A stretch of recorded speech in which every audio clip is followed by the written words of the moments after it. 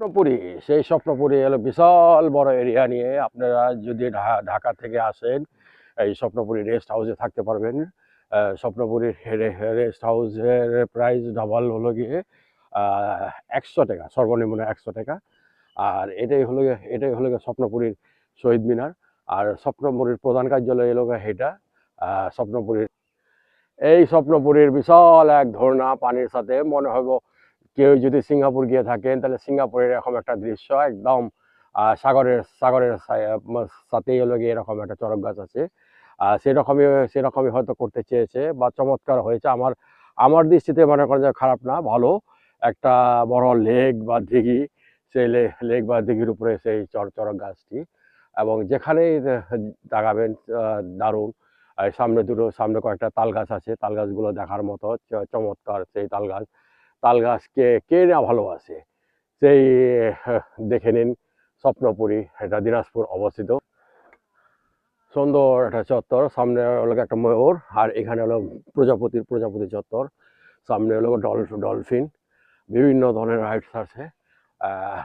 এটা একটা মোরগ বানিয়েছে সেই মোরগ। এই রাস্তাটা দারুণ, যে এখানে পিকনিক স্পট, বিভিন্ন দোকানপাট আছে। এইটাই হলো গিয়ে আপনার বাইর হওয়ার গেট। আর এইটাই সৌরজগৎ নব থিয়েটার। সামনে হলো ডলফিন চত্বর, সৌরজগৎ নব থিয়েটার। গাছগুলো দারুণ সবুজে ভরপুর, সবুজে ভরপুর করে রেখেছে। এই স্বপ্নপুরী আসতে হলে ঢাকার থেকে যদি আসেন তাহলে ফুলবাড়িয়া নামতে হবে। ঢাকার মোড় ফুলবাড়িয়া থেকে হয়তো পার পার্সন সিএনজি যদি আসে ২০০ টাকা নেয়, আর জনপ্রতি ৪০ টাকা করে পড়ে। আর ওর লগে যদি রিজার্ভ আসেন তো ডাইরেক্ট মনে করেন যে ২০০ টাকা নিবে। আর ভেঙে ভেঙে আসতে হলে আপনার বিভিন্ন জায়গায় অটো আছে, অটো দিয়ে মনে করেন যে আসতে পারবে। স্বপ্নপুরীর একটা লেক, এটা হলো সাপলা মাঝখান দিয়ে একটা লেক বা দিঘি বা পুকুর। সেই পুকুরের উপরে হলো সাপলার উপরে পানি, অনর্গল পানি পড়তেছে। এটা মানে পানি যাতে না কমে সেই রকম মনে করেন যে একটা করে রাখছে।